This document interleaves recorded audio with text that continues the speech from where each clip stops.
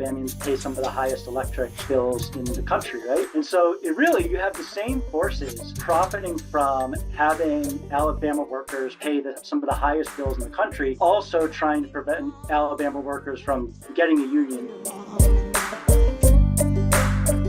Derek Seidman is a researcher and TruthOut contributor. He joins us now. Derek, welcome to the program. Hey, what's up? Thank you for having me. Absolutely. Really excited to talk to you. You know, Derek, you've recently been on a tear writing articles about the BCA, the Business Council of Alabama, and their connections to the business and political class, and how that relates to the anti-union campaign here, particularly as it relates to the UAW and Mercedes and Hyundai. You know, a lot of the information, for the most part, it's not, you know, just terribly hard to find. And a lot of it, you know, some of it is not stuff that we knew, but some of it is stuff that Adam and I knew, being familiar with the BCA, you know, running in, you know, labor and political circles for as long as we have in the state, and being familiar with, you know, chambers of commerce generally, right? But we never really thought to, you know, I don't know. It just never occurred to us to put it out there in the way that you did. And I think it's worth doing. And because a lot of people don't know, right? A lot of people even think that a chamber of commerce is actually a department of a municipal government, right? I mean, there's just all sorts of misconceptions about these sort of organizations. So, you know, let's start there. If you could explain to us what the BCA is. Yeah, for sure. And again, thanks for having me. You know, first and foremost, I have a background as a corporate power researcher. So I've done this type of research in other states as well. And I think it's always useful to look at things like the chambers of commerce to get really a sense of what the corporate power structure looks like. The BCA, you know, sort of on the surface, it might seem like it's a business association, a chamber of commerce. You know, they you know, lobby and you know, have legislation that they push. But I think a deeper analysis of it really shows it to be a sort of a vehicle or nexus for sort of organizing and coordinating generalized, you know, corporate interests throughout the state of Alabama. And, you know, it's also the case in other states as well.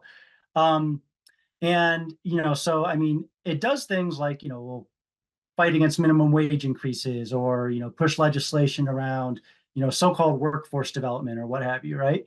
But I think with this campaign that it's waging against the union drive in Alabama, we're really seeing that it's sort of a sort of vehicle for class power.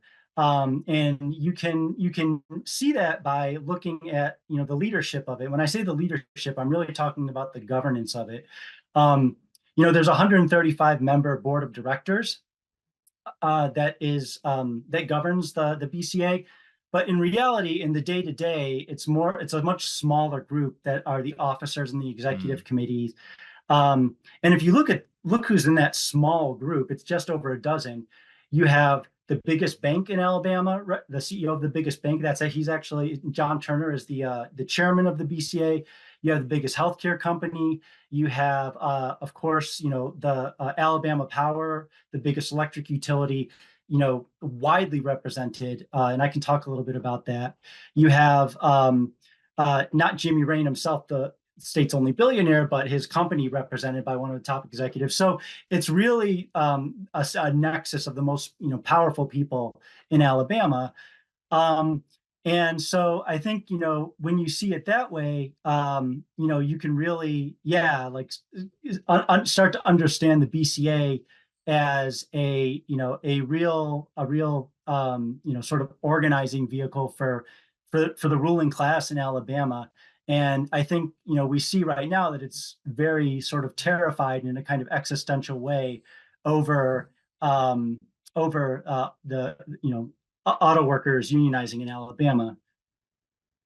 As you have researched, you know, these sort of business amalgamations and organizations, have you ever found any hint from them that they recognize the irony of being an organized class, like an organization for the organized business class advocating against workers organizing. You know, I mean, that's it. It just seems to me to be incredibly ironic. And obviously, you know, it's only ironic if you kind of believe the pablum that they put out there, because obviously organizing collectively is to the benefit of the class that is organizing collectively. So obviously it's beneficial for business interests to organize collectively and have coordination and class solidarity and all of these things. You know, it's beneficial for them to do that in coordination instead of as individual business entities, right? In the same way that it is obviously in the interests of working people to organize as a class in unions and in labor federations, so that we are not having to negotiate and advocate for ourselves on an individual basis, because we have less power there, right? And so, have you ever seen any of these businesses individually recognize the irony of playing a big role in these sort of organized business entities, or the business entities themselves recognize this irony?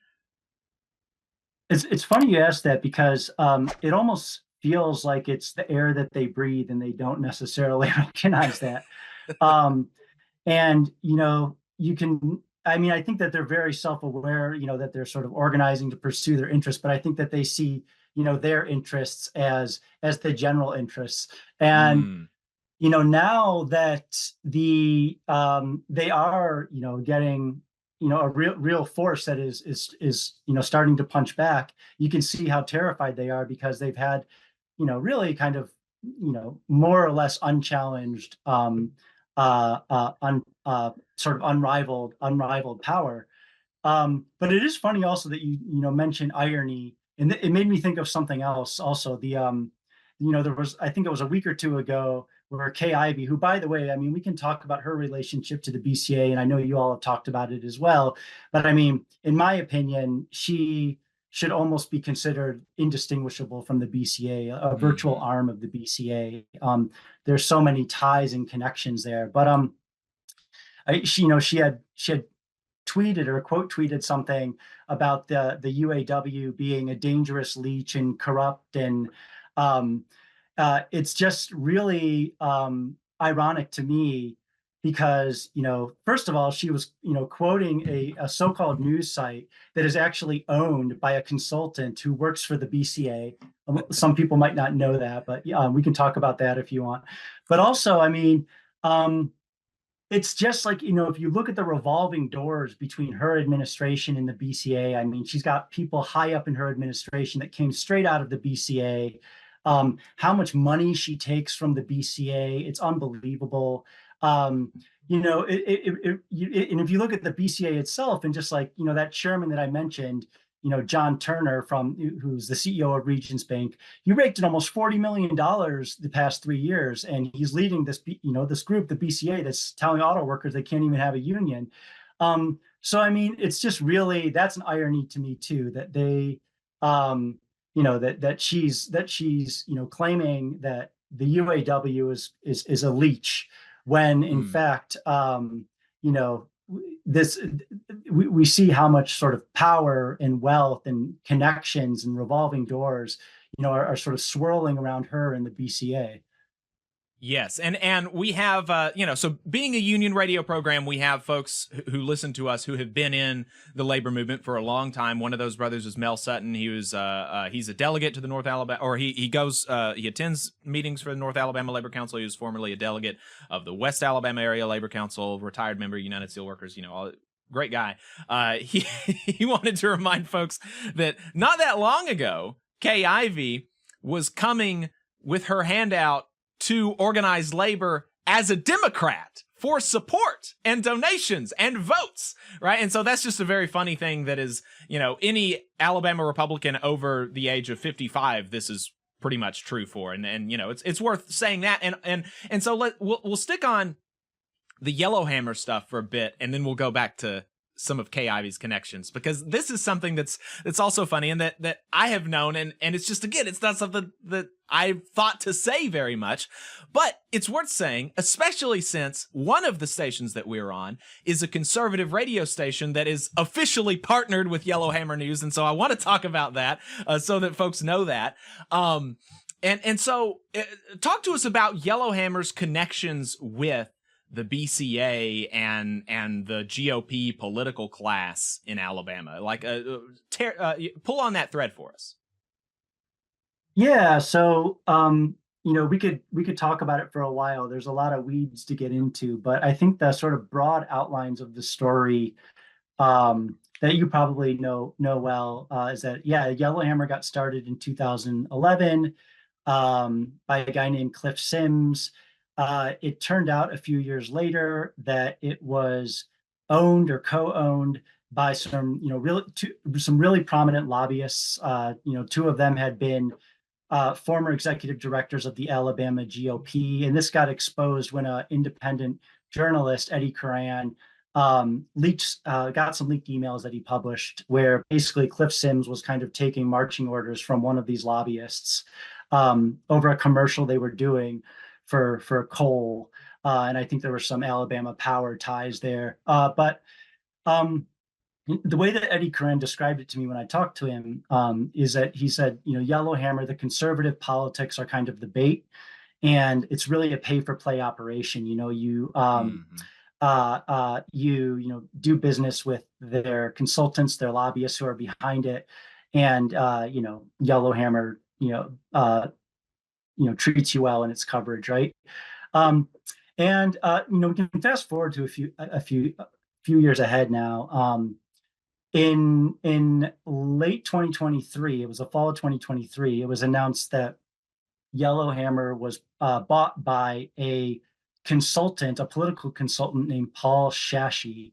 My sense, again, I just started researching this stuff maybe a month ago. So, definitely would love to hear,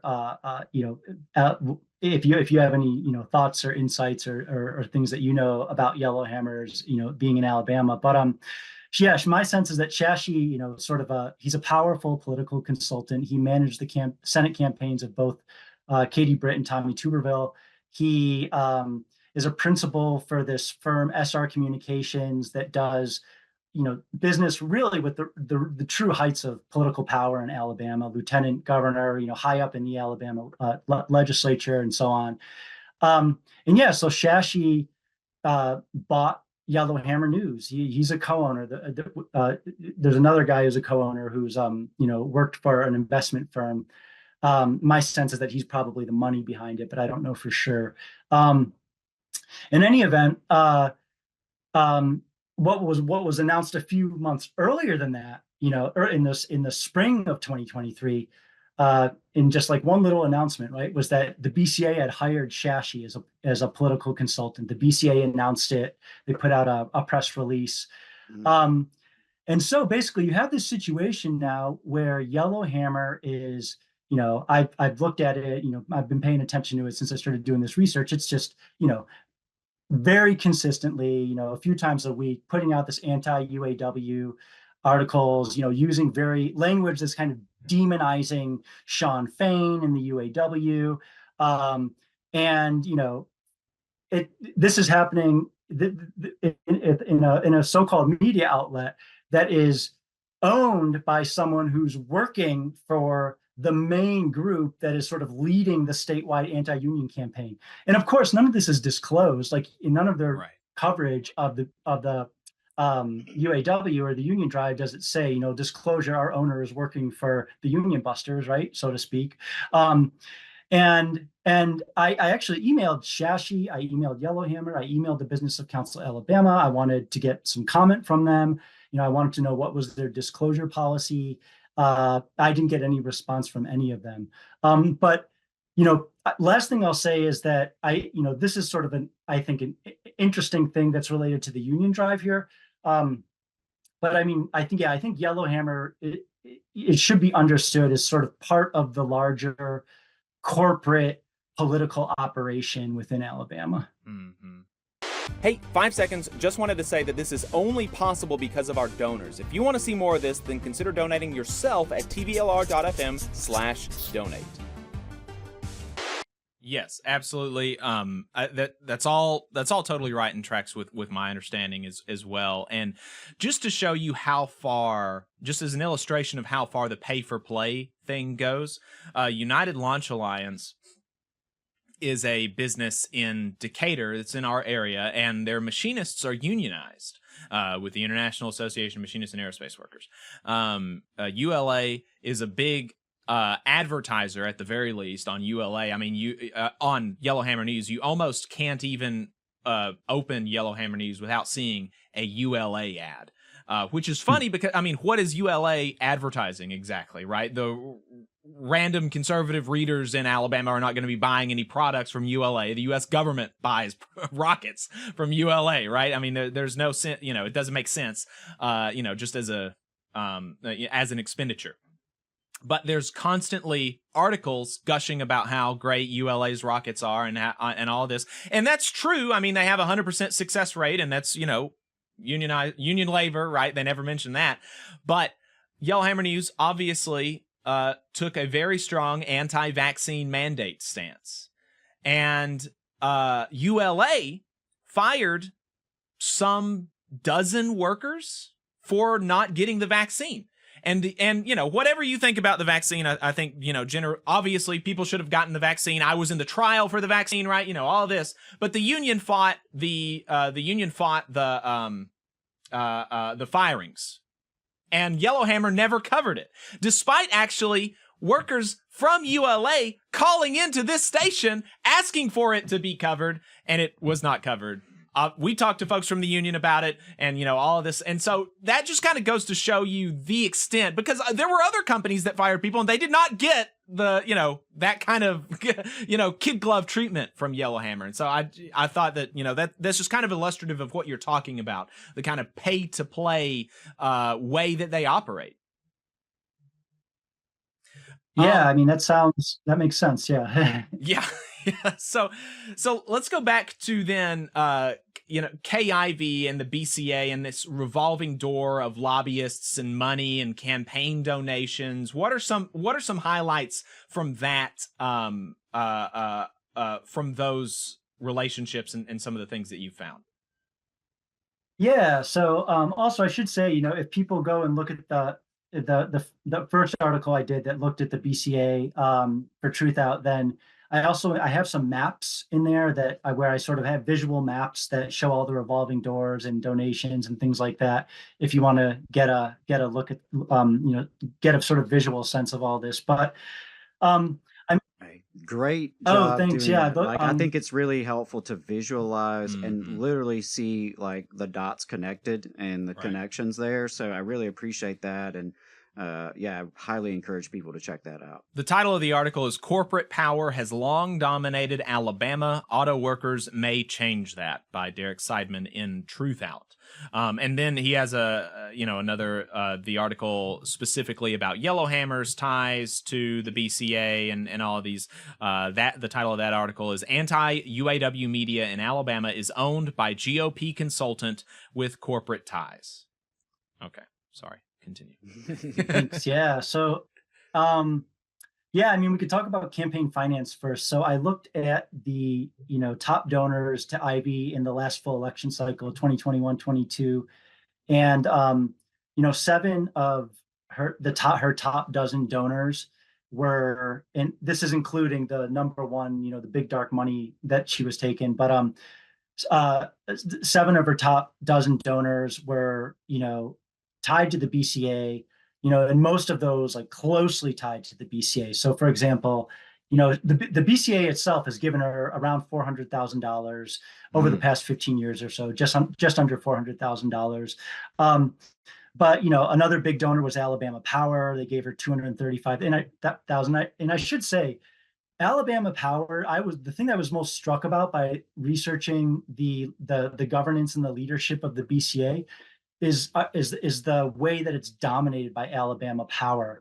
You know, there's 15 executive and officer seats that are like the core leadership I was telling you about. and 4 of those have, very close ties to Alabama Power. One's the CEO, Jeff Peoples, but three directors of the BCA are also directors of Alabama Power. And I should also say the executive director of Alabama Power, Helena Duncan, is married to someone who works for, I'm forgetting the name of the commission right now, but it's the main regulatory commission, right, of the utilities. And so, there's the BCA is really dominated by Alabama Power more than anyone else. And it's also interesting because oh, sorry, go ahead. Yeah, no, really quick. I think you said Helena Duncan was the executive of Alabama Power. I think you meant the BCA. Oh yeah, sorry. Yeah. I meant to say, she's the executive director of the BCA. Sorry about that. Yeah. So I mean, one of the ironies about this with me is also that I noted in the article is that, in researching this, I read a report that said Alabamians pay some of the highest electric bills in the country, right? And so you have the same forces that are, profiting from having Alabama workers pay some of the highest bills in the country, that are also trying to prevent Alabama workers from getting a union, through the BCA. And I know Alabama Power itself as a company might have a different relationship to unions, but this is what is happening through the BCA. But in any event, so I mean, Alabama Power, Jimmy Rain, throughout the years has been, of course, one of her biggest donors, and I'm sure you've known this and talked about this. Blue Cross Blue Shield, which is also represented on the top leadership of the BCA, gave $150,000 to Kay Ivey in 2022, and the list goes on. And that's just the top dozen. If you go down further the list, there's other BCA board members, BCA executive committee members that have all donated to Ivey. So I mean, really, it's not an exaggeration to say that the BCA network is virtually funding Ivey, right? And propping her up. And it's doing that in other ways too. So for example, if you look at her administration, there's people that are very powerful in her administration, very high up, that come straight out of the BCA. So for example, her director of legislative affairs, named Drew Harrell, is the former vice president of government affairs for the BCA. So basically a kind of lobbyist for the BCA. Went right into Ivey's administration as her director of legislative affairs, right? She has 2 deputy chiefs of staff, and one of them, named Nathan Lindsay, was also came straight out of the BCA, and he was the executive director of their PAC, Progress PAC, and that's the vehicle that they make all these donations through. So basically, I mean, to put this bluntly, he was running the operation that was funneling a ton of money to Ivey, corporate cash to Ivey, and then, after she wins, he jumps into the administration, right? And there's other people that I can mention that are now in the BCA that were formerly with Ivey, and it's not just Ivey too. As you probably know, right? The former Alabama Senate Majority Leader Clay Schofield, he stepped down last year to do what? To go work as an executive at the Business Council of Alabama. That's his job now, right? So Katie was formerly the president. Yeah. So it's really, I like I said, I've done a lot of this research, and I live in New York State. I'm in Buffalo, and New York State, there's a lot of revolving doors and everything. But this kind of tops the, what's the saying, tops the cake or whatever. Like this is a level of revolving door that I don't think I've seen between a specific group or network and an administration. It really is kind of astounding. And, you mentioned Alabama Power, and Alabama Power does have a different relationship with unions than the rest of these companies in the BCA. And, generally they have a pretty positive relationship with unions and the IBEW and the AFL-CIO. But the effect on politics in Alabama leave a lot to be desired from Alabama Power. And if, just generally, if you take a look at the Public Service Commission, it's not related to this fight with the UAW, but the Public Service Commission, their candidates, the commissioners are elected and their campaigns are almost exclusively funded by Alabama Power and coal companies, which is kind of bonkers that, your campaign is being funded by the people that you're ostensibly supposed to regulate. That's wild. And, so then it kind of is not surprising that every time Alabama Power has asked for a rate increase since the 80s, there has never been a public rate hearing. Since the 80s. The 80s was the last time that there was a rate hearing on whether or not to increase rates for utility customers by the Public Service Commission. And, when you learn that Alabama Power funds these people to get on the Public Service Commission, you kind of like, oh, well, that kind of makes sense. So, as we wrap up, is there anything else that you think is really important for people to take away, as they're hearing all of this stuff coming from, particularly folks down in Tuscaloosa who work at Mercedes, folks in Montgomery who work at Hyundai? They're hearing advertisements. They're seeing people. They're seeing people advocate against the union. They're seeing preachers write op-eds against the union. They're seeing in Tuscaloosa right now at Mercedes, there is a city councilor who is a preacher who Mercedes has what's the word? Gotten to walk around the shop floor encouraging people to vote against the union. A preacher and a city councilor running around, as they're hearing all of this, and a lot of it coming from the BCA and from Yellowhammer News and these other conservative type outlets. What should folks know as they're hearing these anti-union messages? I think first and foremost, you need to follow the money. You need to be aware that the network, the groups that are coordinating this anti-union campaign, these are billionaires and billionaire corporations. These are CEOs who rake in tens of millions of dollars. These are the most powerful people in the state, and they're used to really running things and having things, their way. And so I think that the union drive in Alabama, it's something that's, clearly really important for workers and improving their working conditions in their lives, auto workers, I mean.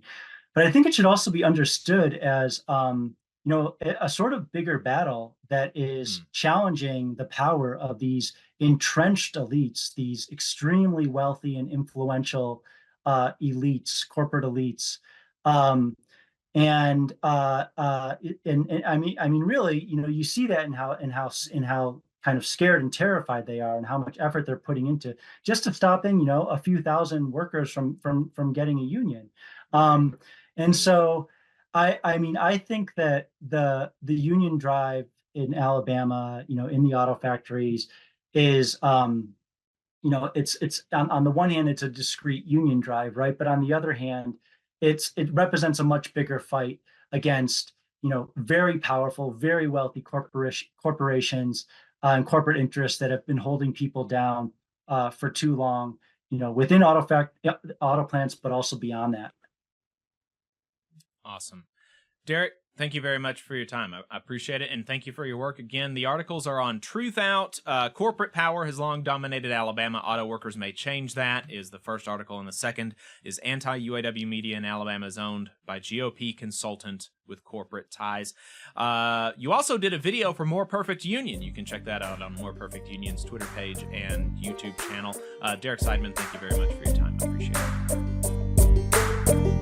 You just saw a clip from the Valley Labor Report. We are live every Saturday morning from 9:30 a.m. till 12:30 p.m. And we pride ourselves on keeping all of our content free to everybody so that we can talk to as many working folks as possible. If you support the work that we're doing, you think that it's important, you think that it's good, then consider making a monthly contribution to the project, and you can do that on our website, tvlr.fm.